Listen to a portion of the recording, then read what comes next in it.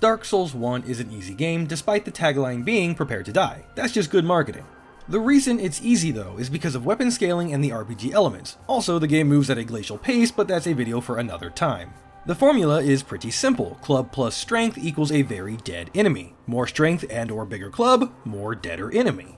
But what if I told you there exists a subset of weapons in this game that don't have scaling? Meaning, rather it's wielded by the most jacked bodybuilder in the world, or me, the damage is the same. I'm of course talking about the dragon weapons. Well, sort of. See, if you Google dragon weapons Dark Souls, the wiki actually lists 8 different weapons. 4 of them have scaling, and 2 of those are known to be extremely powerful. It's these 4 that we'll be using, as they possess no scaling whatsoever. Now, clearly you can beat the game with these weapons. Damage might fall off eventually, but I mean, if do damage can win, right? So, as an added spin, I'm bringing back the live system. Every time I die, I lose a life, and that weapon, but admittedly 4 lives seems kinda weird. So, I decided to add in dragon form itself as a 5th life because, I don't know, 5 lives just seems better than 4. Place your bets in the comments now if I'm going to be able to finish this challenge. Also, while you're down there, why not consider subscribing? I've got more weird, fun, and difficult challenges on the way. Right, with intro and obligatory YouTube begging taken care of, time to find out, can I beat Dark Souls 1 with only dragon weapons and 5 lives? Since the weapons have no scaling, I decided to start as Bandit due to the high vitality and endurance. I took the Master Key, as is tradition, and named her Dragon because I expect some later fights to drag on. I then stood here and entered the Konami code, and oh look at that, I have all my weapons. Game Sharks hate this one simple trick. Now, you might think having such powerful weapons early would make the Asylum Demon a joke, and they probably would, but my dumbass forgot that while these weapons don't have scaling, they do have stat requirements, and the Bandit doesn't meet any of them. Even so, the Drake Sword does serviceable damage to the Asylum Demon. The only annoying thing is that it bounces off after every hit. Still, as this is the tutorial boss, I wasn't really worried, and sure enough, it's a flawless victory. A demon's great hammer, you say? That gives me an idea. Hey, Lemon, is this what you're doing instead of editing the Dark Souls 2 two-shot video? Understandable, thanks for the key and orange juice. In Lordron, it's time to level up, and like I said, these weapons do have stat requirements. The most amount of dex I'll need is 16, but strength is a bit higher, needing a staggering 50. Well, to one hand, 34 to two hands, so let's start there. Fortunately, the Drake Sword has relatively low requirements, 10 dexterity and 16 strength, meaning that after just one level up I can already two-hand no issues. So then, the main goal now is to hit my minimum stat requirements, but that of course means not putting anything in vitality, which is probably not a good idea.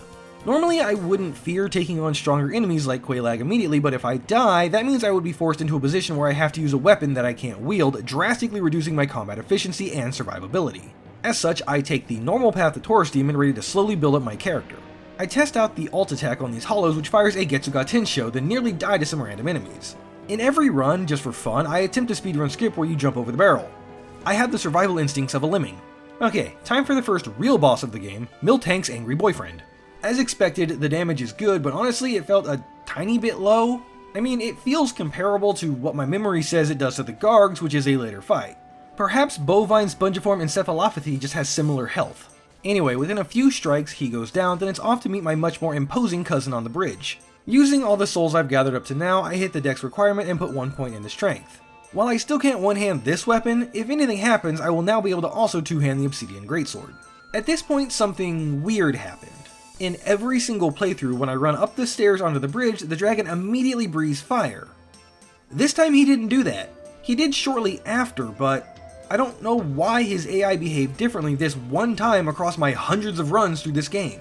Anyway, bait him down, run under him, panic mash the set at the bonfire button, then safety. Since this is a run with lives, I figured the alluring skulls would be helpful, so I make sure to grab them before sliding under the gate then heading over to Andre. Body and beard goals here can repair our weapon, but he actually won't have much use aside from that in this run. Inside the church, I play Ring Around the Rosie with Blunt Force Trauma, then grab the Firekeeper's Soul. Back in Firelink, I get 1 level in Vitality just for some extra health, then totally forget to get a drink from Anastasia. Ironic. Welp, guess it's time to take on the guards, which means the Chandler Hallway of Death is here. This is specifically why I grabbed the alluring skulls. Too many of my characters have met their demise because one or more of these succubus victims decided to either block my path or be empowered by the might of anime and pull off an Omni Slash, ending my career. So I throw a skull into the room, run in and quickly take out the Channeler, then I turn around and see the enemies trying to cosplay the One Reborn and think this would be a great time for the Wind Slash attack. Oh, you can eat a family-sized bag of dicks.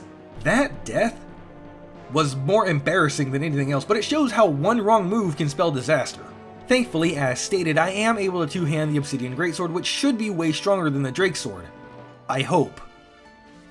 Yeah, I'd say so. Once again, into the fray, I throw a skull to lure them out, and at first I thought I would take them on just for revenge, but then I got hit and noped out of the situation. However, at the top of the ladder, I had an idea. An awful idea. Well, awful for the enemies. That's right, I channeled my inner Call of Duty player and camp. Okay, time to absolutely wreck the gargoyles. Yep, that's some good damage. It took me a whopping 4 swings to kill the first one, then I decided to torch the second one with the coolest special attack in the game. To be fair, this weapon would not be obtainable this early considering you have to cut Calameet's tail for it, but still, always feels good to thrash a boss. Bell number 1 has been rung, then I return to Firelink to grab some more homeward bones. After that, I dump all my levels into strength. Hi Lautrec, you look pretty cool in that armor. Allow me to warm you up. Even when I'm not trying to, I still cause him to death by Isaac Newton. Crazy to think before he discovered gravity, we could all fly. Anyway, the Ring of Embarrassment after leaving the door unlocked is mine, which grants a boost to health, endurance, and equip load, all extremely important things on this run. I then upgrade my Estus because now it's time to journey down south to the pit of poisonous sludge where naked individuals with knives roam and their mosquitoes are the size of small children. That's right, I'm headed to Florida. In Blighttown, I level Vitality just a tiny bit more, then head to the back of this cave to pick up a Dragon Scale. Not sure which weapon I'll upgrade, as these are pretty limited in supply, but good to have. I'm as prepared as I let myself be, not as I can be, so it's time to face the Rhaenyra ripoff, Chaos Witch Quelaag. She opened with the jumping attack, which was fucking terrifying, but I managed to dodge it and land a solid counter hit. The damage is fine. What I'm worried about is how she can probably one-shot me if I'm not careful. Dragon form, for some idiotic reason, doesn't provide any armor, despite the dragons, lore-wise, being indestructible outside of taking 1.21 gigawatts to the balls. To add to that fear, Quelaag actually trapped the arena pretty well with lava pits, but in the end she was outplayed. Oh, also, I was poisoned that whole time, so that was fun. I ring the second bell, tell Ingi I'm definitely here to serve the fair lady, level up Vitality, then head on into Ceaseless. For this fight, I went with the Dragon Form's claws as my weapon to potentially lose, but that's just because I didn't want to risk making a mistake and burning an actual weapon. Which, honestly, thinking about it now, I bet the Dragon Claws are better than the other weapons. They probably hit harder, or at least about the same, but for a fraction of the stamina and time spent locked in an animation. Regardless, Ceaseless never ceases to be less of a boss and more of a speed bump, and he falls. Literally. Once again, I pump Vitality, and now it's time to get out of Blighttown. The only 2 issues are the elevator being jank and the toxic blow dart guy, though in the latter's case, I should have enough heals to get me back to Firelink. However, that's not needed as I slip off the elevator without falling to my death, and toxic blow dart guy shows me that he's a selfish lover because he can't blow his darts properly. I make my way back to Andre where I buy the repair box so I can go a little crazier with the special attacks of these weapons and make my way into Sin's fortress. I'm still a little salty that I died so early with the Drake Sword, but perhaps it's a good thing. One of the main complaints I got in my Faith Weapons video, where I also had a live system, is that I just used a Stora straight sword the whole time. But the reason that happened is I just assumed I would die to something stupid and lose it, and I didn't want to lose something better. So, by dying with a Drake Sword, I am forced to use something else. Copium? Never heard of her. Anyway, I'm pretty comfortable with moving through Sin's fortress at this point. The only sketchy part is when you have to run up against the path of the boulder. However, this time I actually stopped to grab the Ring of Still Protection, then waited for the boulder to drop down. Then, without stopping, ran all the way to the top and barely missed the boulder. I'm not sure if waiting by the ring caused that, or if you could always just sprint straight there. I've admittedly never tried. I then attempted to channel my inner speedrunner and oh look, I took some arrows to the face, but other than that, I safely arrive at the top. After touching the bonfire for... Where the fuck did that guy come from? Man, that was one dedicated snake man. He needs a raise. And probably a health insurance plan considering he just fell off a fortress. The ball-tossing giant gets his balls tossed, and it's time for the big bad knight in dull armor. The damage is kinda trash, but only a couple hits to stagger is good. Unfortunately, I do not have him in a good position so he doesn't tumble off the edge. I actually ended up knocking him over again later in the fight, and he still doesn't go over, but at that point he's pretty much finished, another flawless victory. I arrive in Inner Londo and spend my souls on strength, but then a fear crept into my heart. You see, I'm still not able to use 2 of my weapons. Sure, I have the claws as backup, but imagine fighting ONS with a weapon I can't actually use. Who do I look like? Press continue? But also, the archers and parkour section have a non-zero chance of annihilating me. So, do I dare risk it? Or do I go back and clear some earlier bosses to try and get more levels just for the safety net? But that in itself has the risk of me dying. What if more random mobs decide to jump me like they did in the church? In the end, I decided that it was only slightly less dangerous to leave and return when I had enough strength to two-hand my weapons. First off, I have to get down Sin's fortress. Now, going down is much scarier than going up, but there actually is a faster way. Generally, I never do it because I don't really have a reason to go back down Sin's, but there actually is a shortcut. I also didn't do it in my Faith run, and I got a lot of comments about it, but let me tell you why. It requires a jump over a small gap, and Gravity and I are not what you would call good friends, especially in a limited lives run. That being said, one thing I was mistaken about is that the jump is not over an instant death pit. That's the main reason I didn't do it, because I thought a mistake would, well, kill me, but it doesn't. Regardless, after a slightly nervous jump, I make it across and grab the cage key, allowing me quick and easy access up and down the fortress. Several bosses are open to me, but one of the easiest and also one of the closest is the Moonlight Butterfly. I decided to attempt a speedrun strat that allows you to hit the boss right at the start, but I'm not a speedrunner and have never practiced this before. Also, my character's head was in the way and I literally couldn't see the visual cue for it. In case you're curious, if you wedge yourself in this corner and wait for the tail ribbons to freak out then backstep attack, you can actually clip the boss's hurt box. The speedrun I saw used a move-swapped Dragon Tooth, big surprise, which is much quicker and longer reaching than this weapon, so it might not have landed even with perfect timing, but it's fine, it's not like the boss is tough. Unfortunately, my damage is so pitiful that I actually have to 2-cycle the butterfly. I grab the Divine Ember for no reason, level strength, realize I'm still too weak to two-hand my weapons, then cosplay the third best breakfast item. Obstacle 1 is to try and get by the torch hollows. I do this by baiting them one at a time up the stairs and smacking them. One of them does try to sprinting attack me, but he ends up charging off the edge, so fuck you, guy. I'm not really worried about the Black Knights. They go down in one parry riposte followed by one backstab. Lemon, buddy, are you still mad about that Dark Souls 2 two-shot video joke? Don't worry, I'll make sure you have plenty of rest to get it done. Don't worry everybody, he's just sleeping, I swear. I grabbed the Rusted Iron Ring and the doll, which was my primary reason for coming here, and now it's time to take on the Stray Demon. Usually this boss is beaten by using a bleed weapon. His resistance is fairly low, so something like 3 quick attacks is enough to proc it. Obviously, this jagged hunk of obsidian does not cause bleed. Please ignore the blood effects coming out of the boss, so I am cursed to slowly whittle down his rather beefy health bar. It's not hard, the only real danger is his explosion, specifically if I'm in a bad position. But just circling the boss over and over, I'm able to spank his cheeks until he's dead. What a way to go. Even with his souls, I'm not able to two-hand my weapons, but I am getting closer. Hello, boys. Goodbye, boys. Back in Firelink, I had an idea, and that idea is that I had poppable souls, and now I'm able to two-hand my weapons. Finally, more security in losing lives. I don't know much about the Dragon Greatsword, but I do happen to know that the Dragon King Great Axe's special attack is one of the most damaging attacks in the game. I would believe you if you said it was the most damaging melee attack, so I'm excited to use it. Jane, what does that mean? Why are you showing that on screen? I stopped by the bottomless box and the residence key for some reason, and now I can give my Drake Sword the proper burial that it deserves. I figured at this point the Capra Demon would probably be fine, so I climbed the ladder and got roasted by the dragon. Now, I could bait him down like normal, then run under and rest so he flies away. So anyway, I ran all the way through Undead Burg and into the Taurus Demon's boss arena.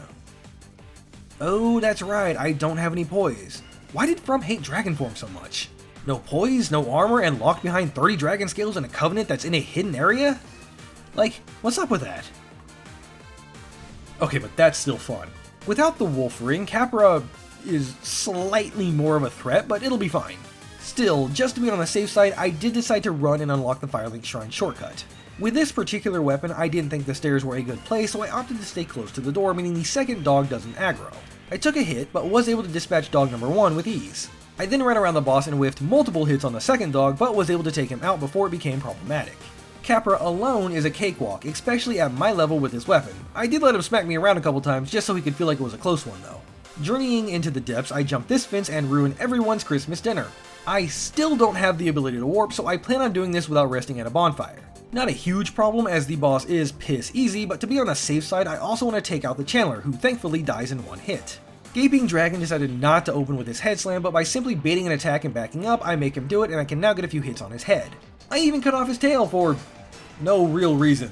Unfortunately, near the end, I walked into his hitbox and took a bit of damage, so not a flawless victory, but this is one of the least threatening bosses in the whole series. I did briefly consider keeping the second axe like an extra life, but that seemed unfair considering I just cheated in the original one.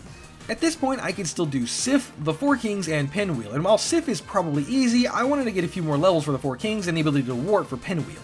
As such, I level Vitality some more, then return to Anor Londo ready to face my fears. I grabbed this Demon Titanite because I have as many brain cells as I do fingers and forgot how to upgrade my weapon. Taking out the first two JK groupies is pretty easy, however, this one on the rafters gives me a bit of a scare as he pushes me slightly to the side. But, as they say, fortune favors the bold, so I dive off the rafters to safety. Don't worry, my legs were always this shade of brown, I swear. Lowering this platform means that even if I make a mistake, I don't have to do that again. Speaking of mistakes, I took a stake right up the butt. It wasn't a good time, and it cost him extra. Then, this archer decided to be a right knob gobbler and just refused to switch to his sword and shield. What is this? I had to take a risk and swing at him, which then made him switch, but like, what kind of AI is that? Oh yeah, the enemy is point blank, better shoot an arrow. I've seen used tissue paper with more intelligence than that guy. But, heart attack aside, I have arrived. For this fight, I decided to go with the Dragon Great Axe. The speed of the Obsidian Greatsword would be nice, plus light roll, but the damage is likely just too low and maybe I could leverage staggers. Damage was in fact pretty good, but slow plus mid-roll without armor is kinda really scary. Just like my game, The Joy of Handwashing, out now on Steam. Shameless plug out of the way, I was actually struggling to hit Ornstein at all in this fight. There were several times where I took a gamble and lucked out, and other times where I just forgot to play the game. In the middle of the encounter, I lukewarm menued humanities onto my bar and got punished for it. Ring of Steel Protection really pulling its weight. This is the most menacing thing I've ever seen in this game. When I was close to finishing Ornstein off, they boxed me into a corner, but I kept my cool and managed to take him down, making the fight significantly easier. Immediately, I realized hitting Super Smo with a sprinting attack mini staggers him. I actually did this to Ornstein too, twice. The first time though, it didn't stagger him, maybe because he was in an attack, I don't know. It did the second time, but I just assumed I had previously hit him so his poise was already low. At any rate, that means that if I want to be a bit ballsy, the fight isn't too hard, just run at him and either run under if he jumps, or slam my weapon down on him then back up. And before long, the dastardly duo has fallen. I pump endurance and head in to see Guinevere, who is the physical manifestation of the Fap Ring. I swear that's never happened before, it usually takes at least 30 seconds. Anor Londo is now covered in darkness. I'll be honest, the only reason I did this is so I don't have to stop and grab the Dark Moon Seance Ring, but either way, mid-rolling is not something I want to be doing when not wearing armor, but I don't know how much more endurance I'll need, so I think it's time to go see an old friend. I tried to do the two-handed riposte, but I just couldn't pull it off. Dragon Tooth? More like Dragon Tooth Ache because... ow! I switch back to the Obsidian Greatsword for the easy riposte, and before long I have Havel's Ring, which when equipped does let me light roll with my heavy weapons. Unfortunately, that means it takes up a ring slot, but hey, you win some, you lose some, right? While I'm here, I take out the Hydra. I thought it would be safe to open with the Obsidian Explosion, and it was. It blew off one of their heads and I didn't take damage, so I guess that's a win.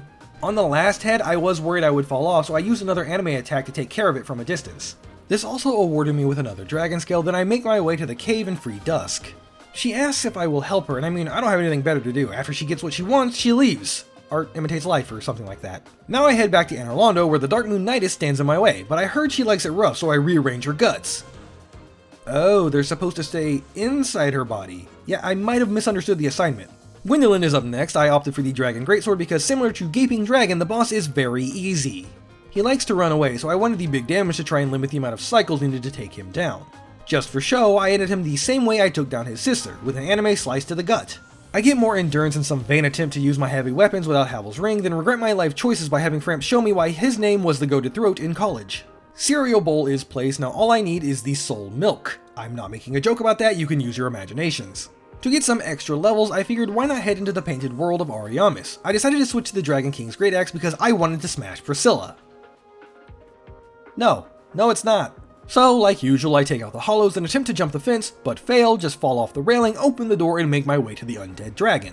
Normally, when I fight this mini-boss, it feels like there's almost a rhythm, like I make this wide figure 8 pattern in front of it, attacking as I get close. But this time it felt a little off, like we weren't in sync and I kept missing my attacks. Oh well, it's not like it's a hard encounter. And just like that, my dream of smashing the big end into Priscilla has been shattered. Still got some tail from her though. The fight is easy, especially when she's knocked out of her invisibility. It does sting to lose that weapon though, because it saw no real action aside from the undead scaly dragon. Wait, this isn't a parachute! Since I was in Anor Londo anyway, I figured I would head over to the Duke's archives. I don't plan on going through it, but I wanted to grab the broken pendant. I'm gonna try and parry this boar again. Okay, that's fine, no big deal. Okay, it's not fine. Why did I do that? Like, I have safe strats for all the encounters. Why do I feel the need to risk everything? I'm pretty sure that if I didn't have the Ring of Steel Protection on, I'd actually have just died. Am I stupid? It was metaphorical, Jane. After upsetting Cease's interior designer by smashing the railing over and over, I take out the golem for the pendant and peace out. I'm running out of easy to get to bosses, so how about a boss that is easy but kind of a pain to get to, comparatively at least. Into the catacombs I go, roll the dice with a skull lantern but nothing, drop down from this ledge, heal, drop down again, then sprint like a madman away from the wheelie bros. Teach you to follow me. So, pinwheel. Heh, yeah. He drops the Mask of the Father, which would normally be great, but I mean, it won't fit on my bird lizard head, so it doesn't matter. Navigating the Tomb of the Giants isn't difficult, but I'm not here for Nito. All I want is the warp point, and before long I touch the darkness around me, then warp back to Andre and use a poppable soul to buy the crest of Artorias.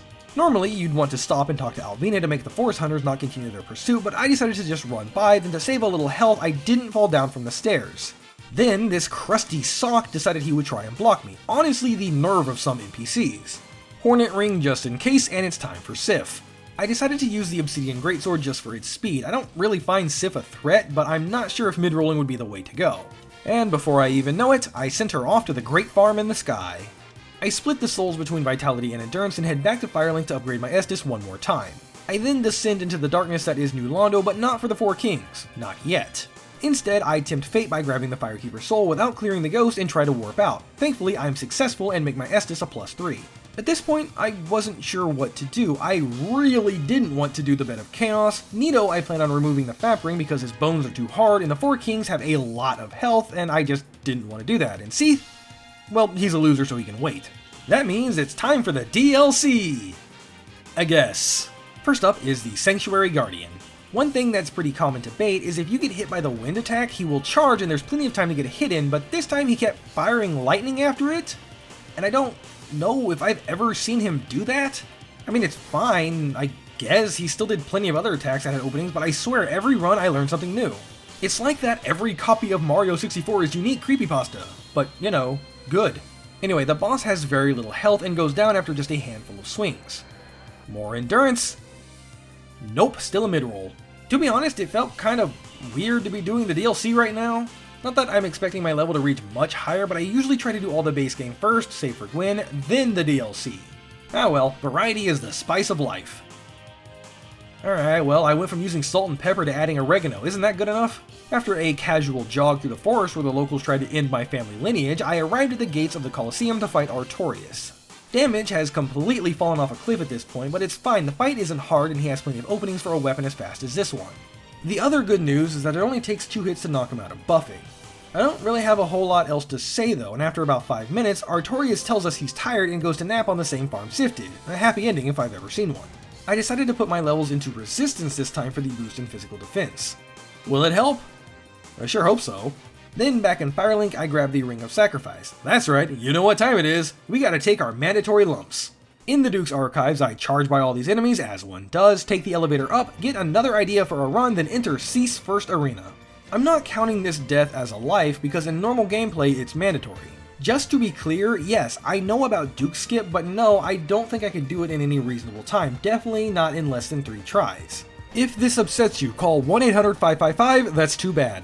I wake up and immediately bust my way out of prison, then head down past the Akano fan club, grab the key, then make my daring escape. Riveting, ain't it? I do have a scare when the Chandler decides to blow his magic load all over my back while I also take an arrow to the face, but I'm not into that, so I leave. No further hiccups though, and I touch the bonfire. At this point, the only thing left to worry about, aside from my own stupidity, is the golden golem blocking me on the walkway and knocking me off. Thankfully, I managed to slide right on by, and then it's on to Seath. Of course, I wait for the big dummy to destroy his own crystal, making him vulnerable. Too bad I hit as hard as a soggy piece of cardboard.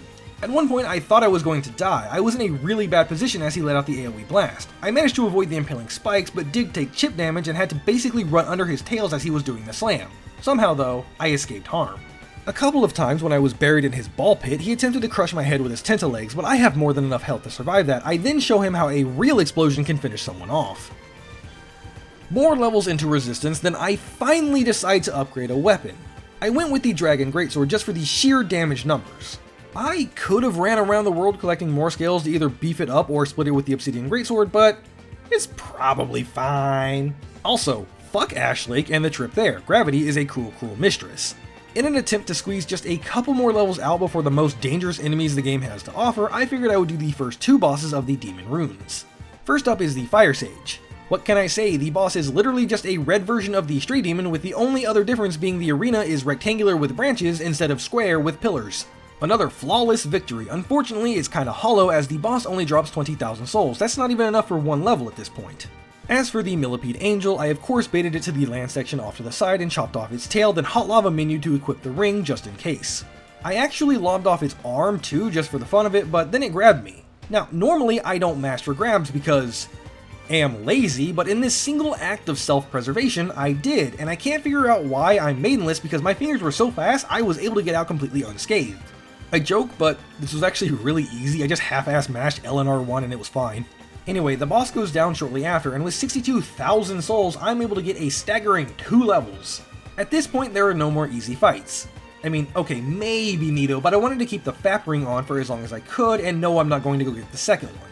As such, I descended into the darkness of New Londo. For once, I kicked this ladder down just in case I need a shortcut, then dragged all the ghosts out of the ghost house and attempted to use the wind attack of the Dragon Greatsword to cut them down from afar.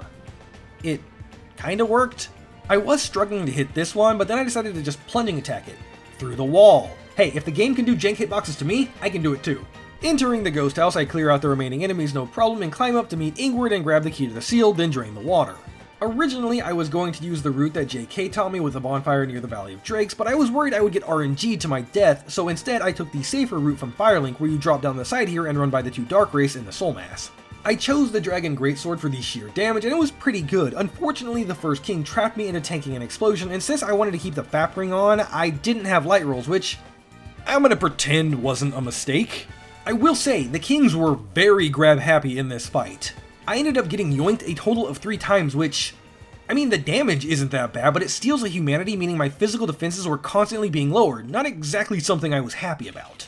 I also wasn't able to out DPS their spawn timer, but it wasn't like I had all of them on me at once. There was a really sketchy moment where I got grabbed and tried to get some damage in before he could swing, but the emo bastard went for an explosion once again, forcing me to tank it. The final king also went for it, but they were one hit at that point and I managed to pull out the win. Kinda sloppy, but I didn't die and that's all that matters. I used their souls to get a couple more levels in resistance and a couple poppable ones to squeeze out a single endurance level, then it's back to the DLC because honestly, the Bed of Chaos scares me more than Manus. On my way down through Ulasil, I stop to murder the Mimic for its crest key, then take it nice and slow through these enemies. They almost invader gank me with Darkbee, but it somehow aims low and misses me. Also, Ulasil Catalyst, that's neat. Top floor, lot care, video games, and knock off Wrath of the Gods. Time for Manus, and you may notice, I have 10 Estus. Someone commented on my Faith video about how I took on Manus with only 5 despite it being limited lives. To be honest, I don't really think Manus is a hard fight anymore, so I don't even notice going in with so few heals. However, given that this is, at this point, a somewhat low damage run, I decided I did want them just in case. I'm looking to bait either the jump attack, the large overhead slam, the 5-hit combo, or the uppercut. I can't really do anything more than one attack, so it's a slow race to the bottom. Once he adds his magic attacks, if he does the one that has them circle in from the outside, then he'll scream afterwards, which is enough time for a hit. The rolling R1 of the Dragon Greatsword is a decently fast poke. It's actually really good for this fight. Near the end though, well, I'll just let it play.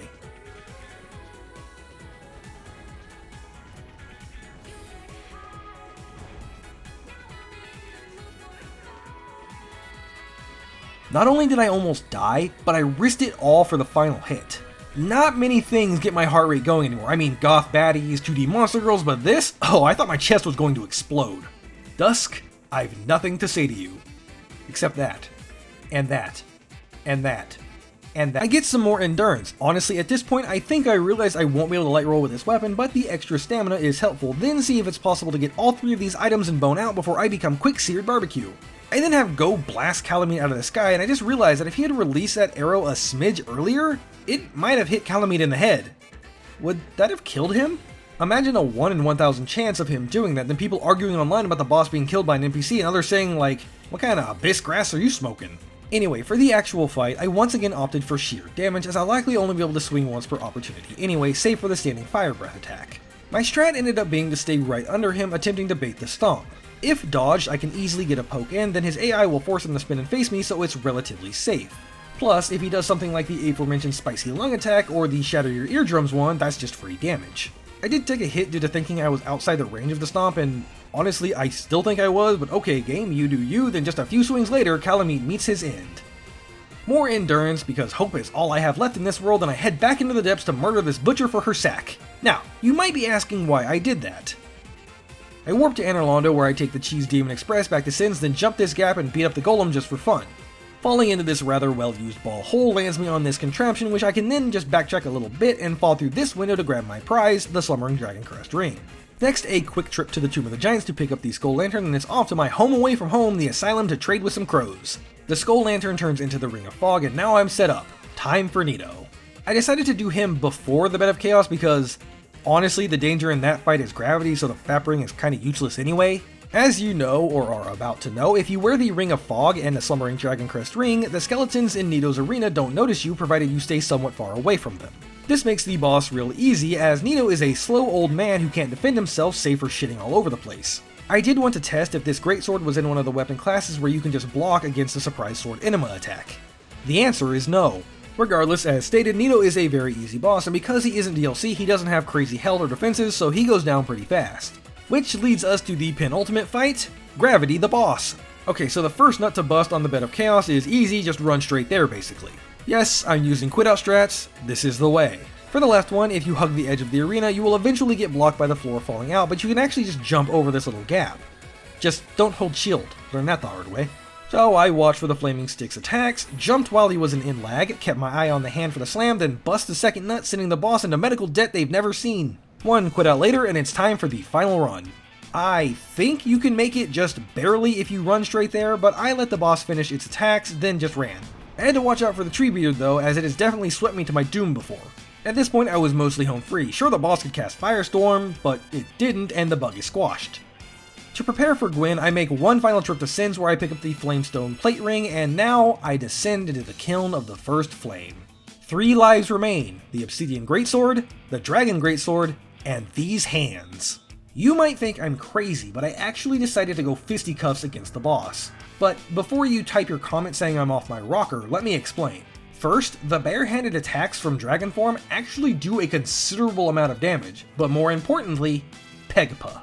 This is an ultimate technique discovered by Challenger Andy in his All Gwyn run. Side note, if you haven't seen that video, you should, Andy is fucking hilarious. But back to the technique. Essentially, when you walk into the arena, parry his opening attack to set up, then all you need to do is drink an Estus and begin smashing the parry button.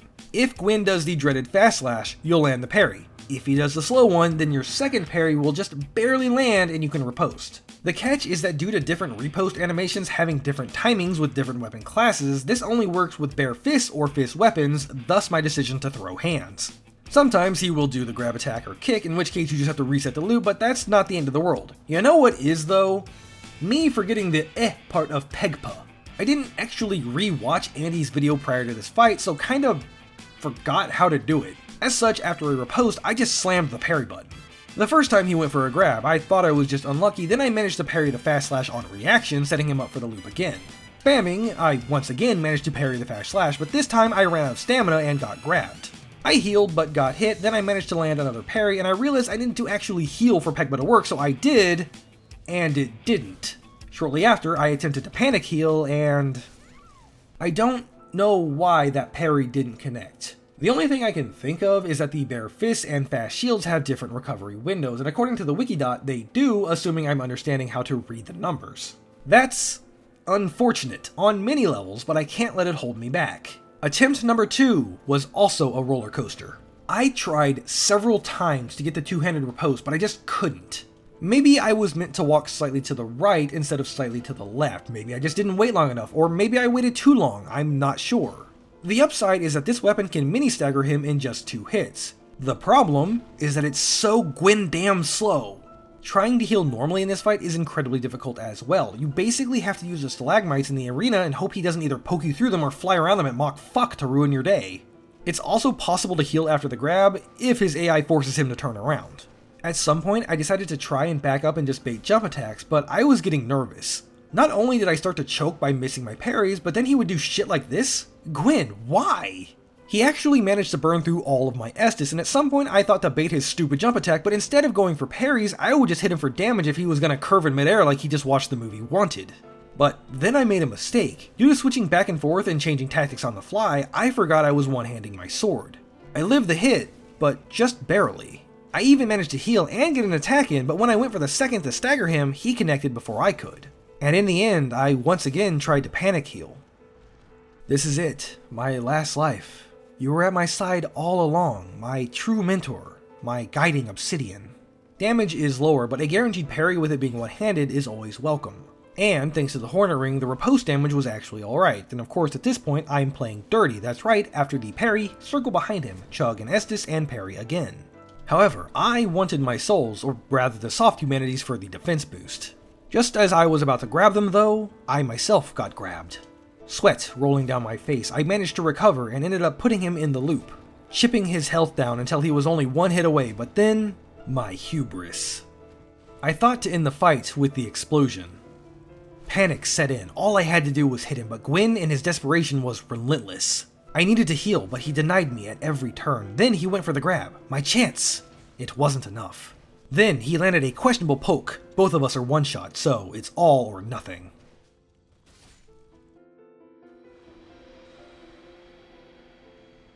Hey everyone, thanks for watching this week's video. So this one was a lot of fun. I mean, it wasn't terribly hard because the weapon, well, a couple of the weapons are really strong. Sucked losing the Dragon King Great Axe, but whatever. I did consider doing the challenge like normally. You could, taking the Master Key, you could go all the way down to Ash Lake and get the Dragon Greatsword without cheating. But then I would have to like either farm enough souls to use it or try and kill something without being able to wield it properly, which I mean, I don't know this for certain, obviously, but I could probably guess that I would die daring it, and so the video would be like, 6 seconds long. Oh, hey look, we have this week's grand champion, Sir Jersey. Congratulations.